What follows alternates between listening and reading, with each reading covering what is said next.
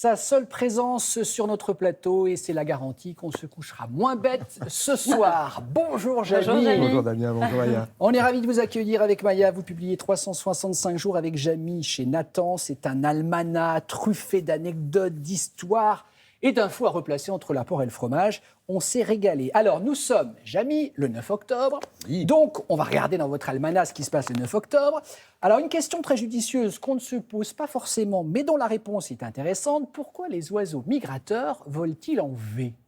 Mais ça, c'est très intéressant parce que vous savez qu'ils parcourent parfois des milliers de kilomètres. Et en fait, c'est pour se soulager, se reposer. En fait, l'oiseau qui va se trouver derrière son congénère va profiter des turbulences qui se créent à l'extrémité de l'aile et qui vont créer des courants ascendants.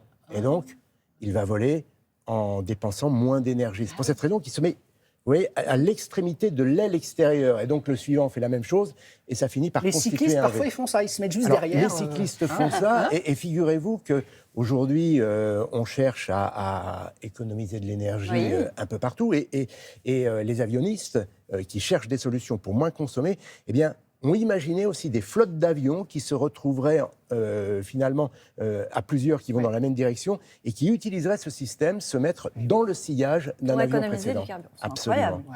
incroyable. On va partir au fond de l'eau maintenant. Lundi dernier, c'était le lancement de la saison des coquilles Saint-Jacques. D'où cette question, comment se déplacent les coquilles Saint-Jacques? Il y a plein de personnes qui sont persuadées que la coquille Saint-Jacques, Elle est elle se immobile. pose à un endroit, oui, elle bouge et puis plus. elle y reste toute sa vie jusqu'à ce qu'il y ait un pêcheur qui vienne vrai. la décoller. Regardez, on voit des Eh ben images, non, Jamy, c'est eh ben non, génial. Absolument. En fait, on le voit très bien. En fait, la coquille Saint-Jacques, elle ouvre ses deux valves, et puis elle claque d'un seul coup. Et à ce moment-là, eh bien, elle va éjecter assez violemment de l'eau. Donc l'eau C'est une part... propulsion. Exact. L'eau part dans une direction, et c'est le fameux principe d'action-réaction. L'eau part dans une direction, on crée une force dans un sens, et une force dans le sens opposé, qui est égale à la première. Donc, en fait, elle recule comme ça, elle fait des bonds en reculant. C'est le même principe qui fait décoller les fusées. Hein. Oui, c'est pareil. Ouais. Ah oui. Sauf que c'est du gaz qui est éjecté. Et pas de l'eau. Ouais. On va se mettre à rêver de vacances paradisiaques. Hein. On va prendre le cas d'une photo. Regardez, une plage de sable blanc aux Caraïbes. Comment le sable? Et ça, c'est une bonne question, Jamy. Pourquoi le sable il est aussi blanc Voilà. là-bas? Alors, la question est intéressante, mais la réponse est très drôle. Hein. Parce qu'en fait, ce sable blanc, eh bien, il est produit par des poissons clowns. Alors, comment ils produisent ce sable? Et en plus, c'est pas du sable, si, c'est du Alors, sable. vous allez voir, parce que le poisson clown... Ouais. Les Nemo, les petits poissons clowns Les comme ça. poissons perroquets, pardon, je me trompe. Poissons perroquets. Poissons Avec des perroquets. petites dents, avec plein de petites dents. Voilà, les poissons perroquets qui ont une mâchoire très, très dense, eh bien, se nourrissent de coraux, voilà, et des végétaux qui poussent sur les coraux.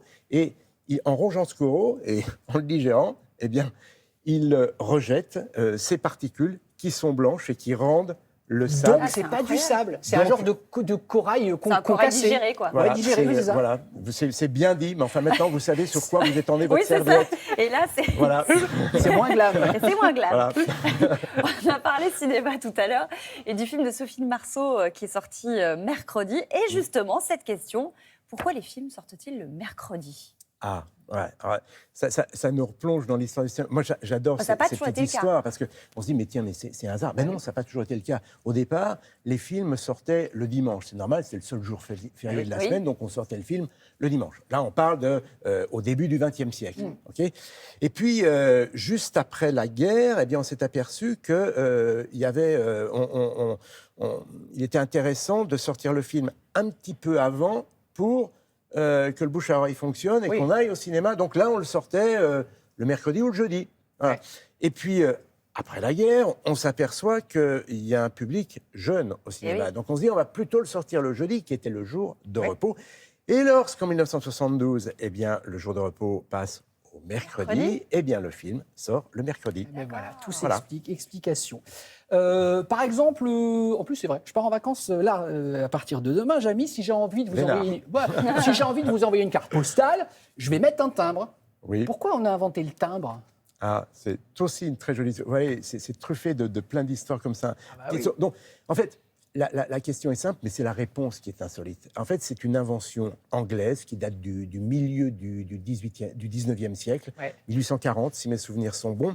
À cette époque, on envoie du courrier, mais c'est la personne qui reçoit qui paye. Qui devait payer. Voilà. Et donc, le tarif dépend du poids du colis ou de la lettre et de la distance parcourue.